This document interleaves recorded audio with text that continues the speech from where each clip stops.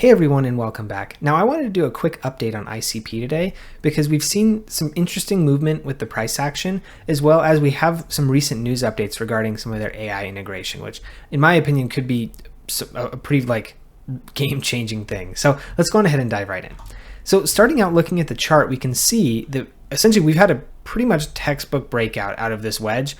We saw us kind of move up to this next line of resistance, pull back a little bit, take another shot at it, and then now we're actually kind of settling on top of this line as a support, which is really, really good. I think what we're going to want to be seeing here is kind of some consolidation and maybe support kind of building, because essentially the more support we build at this level, the harder it becomes to break. And so I think seeing that at this level would be really good. But overall, coming from the lows at the beginning of September, we've gone from, just under $7. I guess at the maximum low it was like $6.75 up to where we've almost seen $10. I think the high over here was $998.8. So we're really, really close. So things are looking really, really good. Obviously it's been a fantastic month for September. Part of that was due to a lot of hype and the ICP ecosystem turning deflationary due to the Bob meme coin. I do think that something like this or similar things to this may actually continue to happen. It's not certain exactly what that'll look like exactly, but I do think it could potentially continue to happen, and that would, I would say, further propel the growth of the ICP ecosystem. One thing that we'll notice, we're going to be talking about ICP a lot on the channel, and so one thing that we'll notice is there's been a lot going on here with ICP, and it basically does a ton of stuff, right? But one of the things that we can see that it does particularly is it's really starting to move into AI. And ICP's ecosystem is, I would say, probably the only one in crypto set up right now that really could handle AI on chain. A lot of other cryptos can handle AI, but it's not really truly on chain. A lot of it's done kind of off chain, and then they kind of post some of the stuff onto the chain, which fine, but it doesn't essentially remove the underlying risks here. And so what we can see is that they're stepping up their AI integration that hopefully we'll be able to use a lot more with AI web apps. And so what we're going to see here is I wanted to kind of go over a quick issue with traditional AI and how ICP could solve this. And so what we can see is the quick and dirty explanation of what the problem with AI is you can see somebody feeds in a question and then it gives you back a response.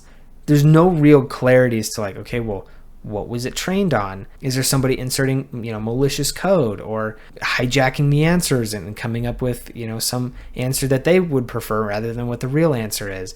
And you also have this black box of, this is how it was trained. We don't really know how. We don't know what the data set was. We don't know how reliable the data set was. We don't really know any of this stuff. And so a lot of the issues that we're seeing here is that there's just so much lack of clarity concerning traditional AI. And I'm an accountant, I'm a CPA, and so one of the big issues that I have with AI is if anybody were to ever use AI as part of their financial operations as reporting. I did a brief stint as an auditor auditing public companies, and so one of the issues is, at least from my understanding, we would never be able to use AI in financial reporting, because generally when you are auditing somebody or doing stuff like this for accounting purposes, you need to be able to see, okay, this came in, this happened, this came out, and prove this over essentially the process of how it exactly works so you can trust the responses.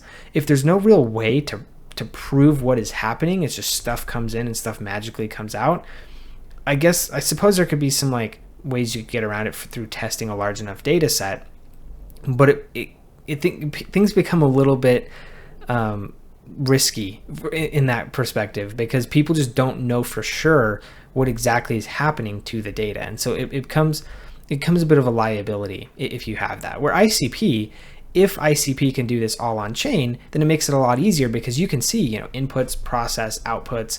There, you can see what came into the process piece of that step.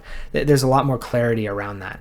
And so what we can do what ICP can do to help this is they've got model integrity, which is how they use their canisters, and then you also have the data confidentiality, which they have the blockchain, so data can stay confidential while still being traceable in a sense. And then you also have the availability in the sense that it's always going to be there sitting on chain if people need to use them. Companies would essentially just need to fund like the cycles to support those canisters as they sit on chain. So, ICP has, I think, a solution to this decentralized AI problem that potentially works. And more importantly, they have the technology that can actually support it right now. And to me, that's the biggest thing, because there's a lot of companies and projects and whatnot in the crypto space today that are very, they promise a lot, but not necessarily a lot is necessarily done, right? So that's something that I wanted to talk about today, and just give a quick overview on. I do think ICP could really play a pretty massive role within the decentralized AI, particularly because there's a lot of really, hot and fancy and super hyped AI projects. I think, the combination of Ocean Fetch and Singularity Net turning into the Artificial Superintelligence Alliance, I think that's kind of like the big one. But if ICP can support all of the stuff that they're trying to do fully on chain, I mean, that's pretty massive. So hopefully the information that you found in this video today was useful. If it was, please do give us a like and subscribe. It really does help us out. Also, feel free to leave a comment. I do try and read and respond to all of the comments. So if you have anything that you wanted to share with us, or any extra insight, anything like that, questions, concerns, all that, feel free to drop a comment below and we'll be getting back to you. So thank you for tuning in, and we'll see you in the next video.